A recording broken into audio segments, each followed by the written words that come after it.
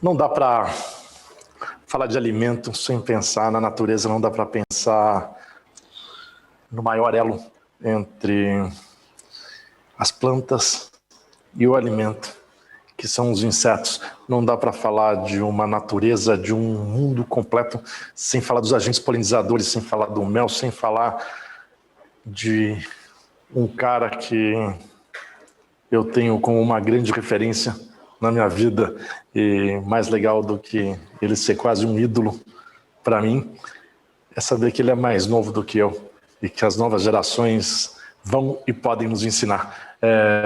Eu queria dar as boas-vindas para o cara que eu me ponho de joelho, o cara que com as suas colmeias trouxe muito conhecimento para mim, para o Dom Restaurante, para toda a equipe do ATA, Jerônimo Vilas Boas. Muito obrigado pelas palavras, Alex.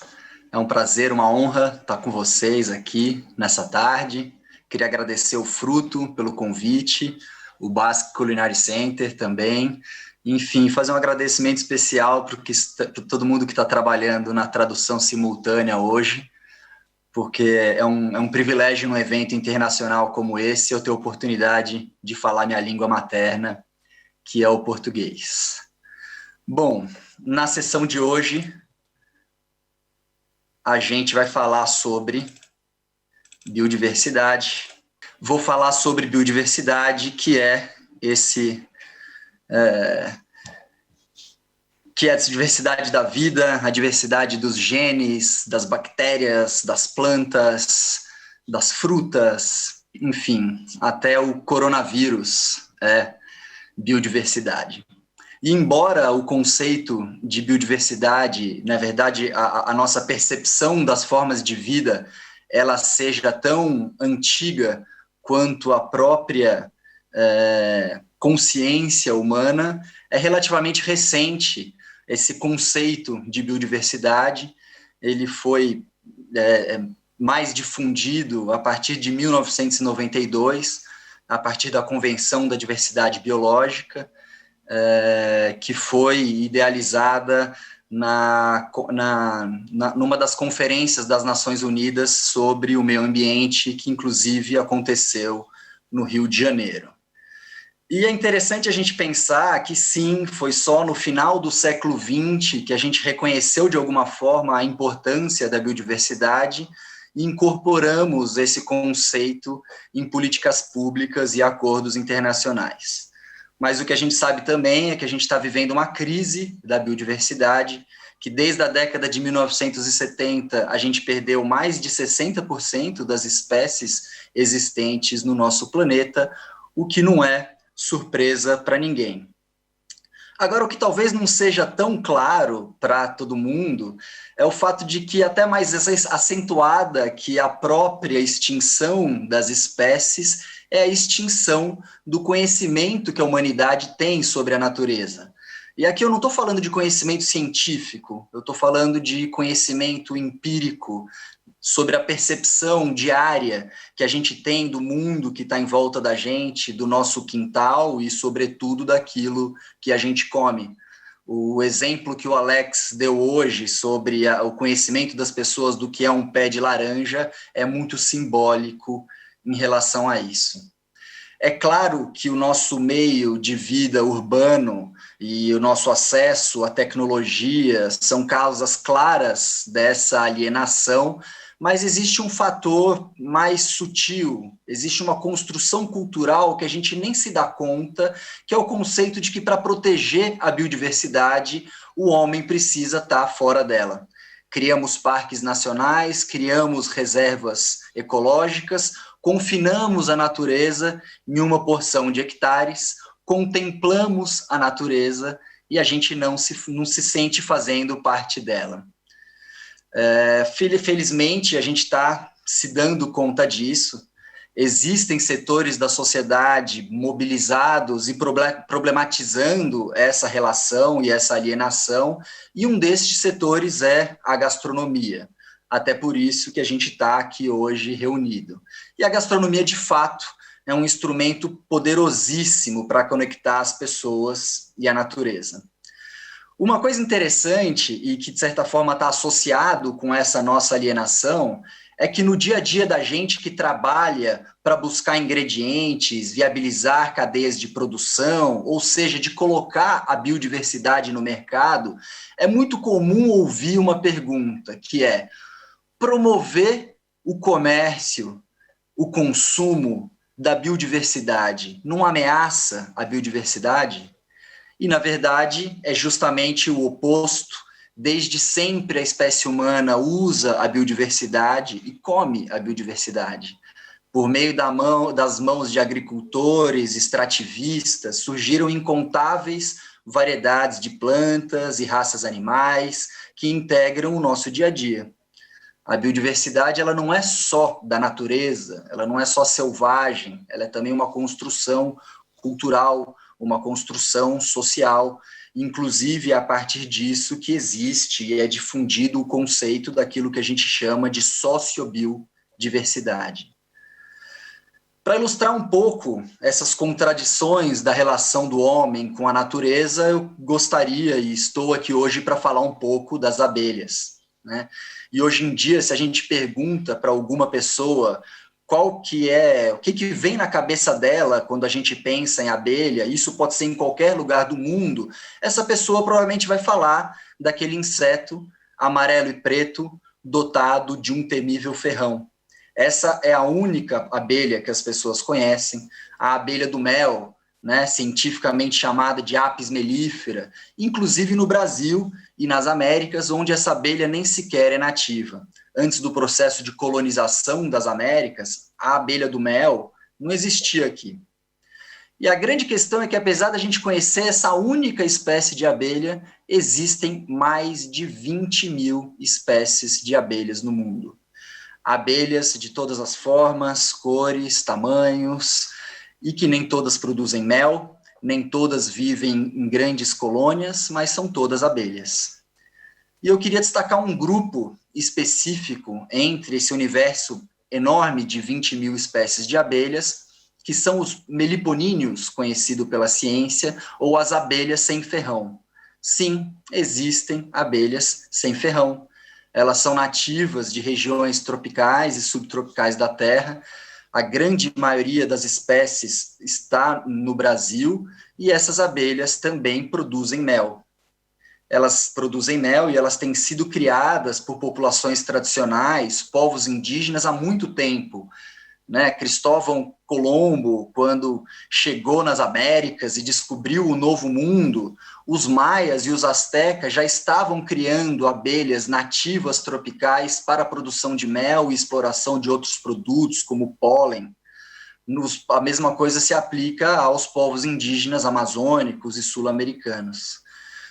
E o incrível, e que eu queria falar com vocês, e pena que a gente está num evento virtual para vocês não terem a oportunidade de experimentar, é que o mel dessas abelhas é absolutamente incrível.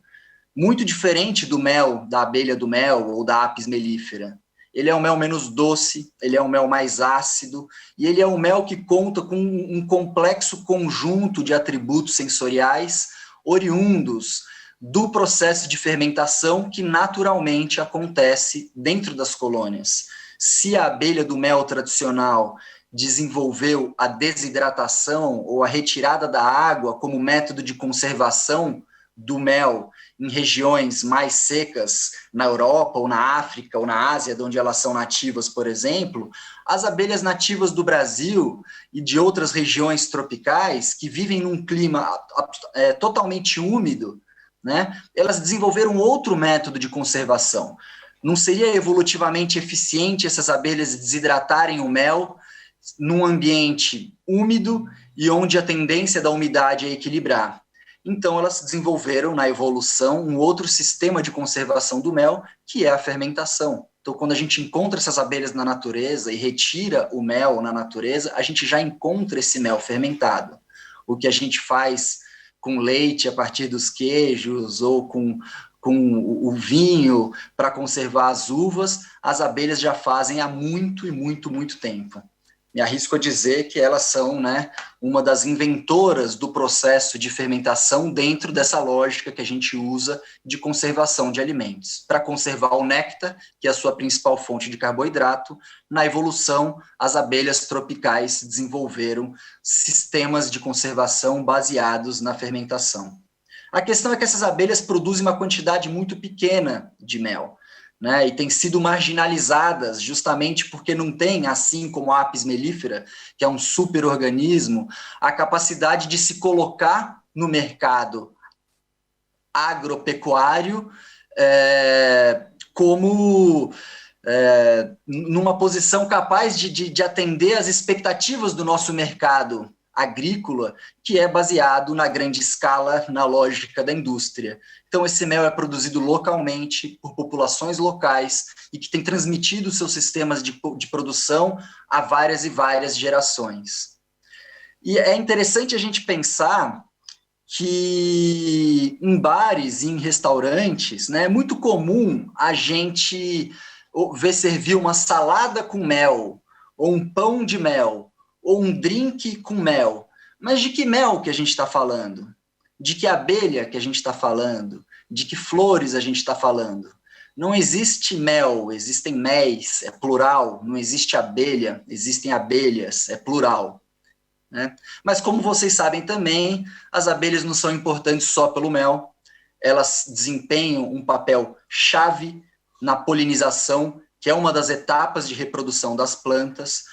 Essa polinização se aplica tanto em ambientes naturais, mas também nos ecossistemas agrícolas. Para vocês terem uma ideia, a gente tem um dado da FAO que estima que 1/3 da alimentação humana dependa, direta ou indiretamente, da polinização por abelhas. Mas a gente também sabe que as abelhas estão desaparecendo. A cada ano, milhares e milhares de colônias desaparecem, principalmente nos Estados Unidos e na Europa, sendo que a gente observa principalmente essas abelhas Apis mellifera que estão nas caixas. Mas a gente conhece muito pouco o que está acontecendo com as abelhas que estão nos hábitats naturais. A gente está falando da Apis mellifera, mas o que será que está acontecendo com as outras 20 mil espécies? E se a gente pode pensar, bom, primeiro, por que essas abelhas estão desaparecendo? Por conta da forma que a gente produz alimentos. A agricultura a agricultura convencional e a agricultura moderna é o principal fator de desaparecimento das abelhas. A gente tem, primeiro, a expansão das fronteiras agrícolas, que fragmenta a floresta, é o desmatamento, sendo que a floresta e as árvores são o habitat das abelhas, é onde as abelhas vivem. Então, a partir do momento que você implementa largos sistemas de produção agrícola, você está exterminando o habitat delas. Segundo, estamos homogeneizando as paisagens, largas e largas monoculturas que oferecem uma única cultura ou uma única planta na paisagem, sendo que as abelhas elas dependem de um conjunto de plantas e de um conjunto de flores para se nutrir e para ter uma qualidade de vida. A gente pode argumentar, por exemplo, falar grandes cultivos de amêndoa nos Estados Unidos, as abelhas comem flores de amêndoa, ou grandes cultivos de laranja no Brasil, as abelhas se alimentam de laranja, mas a laranjeira e as amendoeiras, elas não florescem ao longo de todo o ano. É necessário que existam outros tipos de planta para compor um conjunto, um ecossistema complexo e diverso, capaz de sustentar a qualidade de vida das abelhas nos ecossistemas agrícolas durante o ano inteiro. E para piorar, em um ambiente agrícola já super pouco favorável por conta da homogeneização, a gente ainda usa indiscriminadamente quantidades absurdas de agrotóxico que efetivamente matam esses insetos. É um sistema absolutamente contraditório, né? A agricultura, que tanto depende das abelhas para polinização e produtividade, não sustenta a existência desses seres que prestam gratuitamente um serviço ambiental e que geram bilhões e bilhões de dólares ou euros anualmente, incrementando em cadeias de alto valor. Falei da amêndoa, mas poderia falar da laranja, do café, da soja e tantas outras culturas que são beneficiadas por ela. Tá? E enquanto a gente não é capaz, como sociedade, de adotar outras alternativas de agricultura capazes de gerar qualidade de vida para as abelhas, fato é que existe um fator, né, de curto prazo que tem retardado a extinção dessas espécies, que é o manejo sustentável das abelhas. A atividade de criação de abelhas tem conservado as abelhas. E os criadores de abelhas não só são guardiões de abelhas, mas eles são guardiões das florestas e de outras plantas de maneira geral, porque a principal matéria-prima do mel, que é o seu produto central, é o néctar que vem das flores. O criador de abelha é um cidadão interessado em conservar formações vegetais. E junto com essas formações vegetais se protegem outras espécies de animais, outras plantas, outros micro-organismos. E para os guardiões de abelhas seguirem desempenhando o seu papel-chave na conservação, é essencial que eles vendam o seu produto. Eles precisam vender mel. E para eles venderem mel, as pessoas precisam comprar mel. E no Brasil, por exemplo, a gente tem um consumo per capita de nem 200 gramas de mel, enquanto na Alemanha se consome mais de 2 quilos de mel por ano e somos o grande produtor de açúcar do planeta Terra. Eu mesmo vivo em uma cidade que é absolutamente rodeada por hectares e hectares de monocultivo de cana. E quando a gente opta por consumir açúcar, e não que o mel cumpra todas as funções do açúcar, a gente está privilegiando um sistema de cultivo em monocultura. Enquanto se a gente aumentasse o nosso consumo de mel, a gente estaria privilegiando um sistema que mantém a floresta de pé. Esse é o caso do mel, mas eu poderia citar outros produtos florestais, por exemplo, né? Cadeias de castanhas, de óleos e pimentas que são desenvolvidas na Amazônia brasileira e em outras regiões do mundo. Poderia citar também sistemas diferentes, como sistemas agroecológicos, sistemas biológicos e orgânicos, que privilegiam matrizes de diversidade ao invés de matrizes de homogeneidade. Então, respondendo àquela pergunta inicial, né, se o consumo de biodiversidade não ameaça a biodiversidade, a conclusão é absolutamente a oposta. Produzir, consumir e vender a bio-homogeneidade é o que ameaça a biodiversidade. É a difusão de um sistema que propaga a homogeneidade é que ameaça a diversidade. E aqui, para finalizar, que inclusive eu já passei um pouco do meu tempo, eu gostaria de fazer uma ressalva importante, que eu reconheço que a agricultura moderna e a ciência agronômica convencional conquistaram números super impressionantes na busca para cumprir esse desafio de fato hipercomplexo que é alimentar a humanidade. E questionar esse modelo, de maneira alguma, é desvalorizar os méritos daqueles que o conceberam. E, de alguma forma, esse modelo ele fez sentido por algum tempo, depois da Revolução Industrial, por conta das mudanças que a gente passou no mundo. Mas a Revolução Verde e esse modelo de agricultura, ele é muito recente. Faz pouco mais de meio século que a gente está cultivando alimentos dessa forma. E a gente já tem condições suficientes de constatar que não deu certo. A gente está degradando o nosso solo, a gente está contaminando nossa água, a gente está envenenando nossos filhos. A humanidade é capaz de fazer algo melhor do que isso. Eu acredito muito nisso. A gente tem inteligência suficiente para desenvolver um sistema melhor para alimentar a humanidade. A gente só precisa querer fazer isso. Muito obrigado pela oportunidade de compartilhar algumas palavras e um abraço para todos vocês. Muchas gracias, Jerónimo, por compartir tu visión sobre la biodiversidad.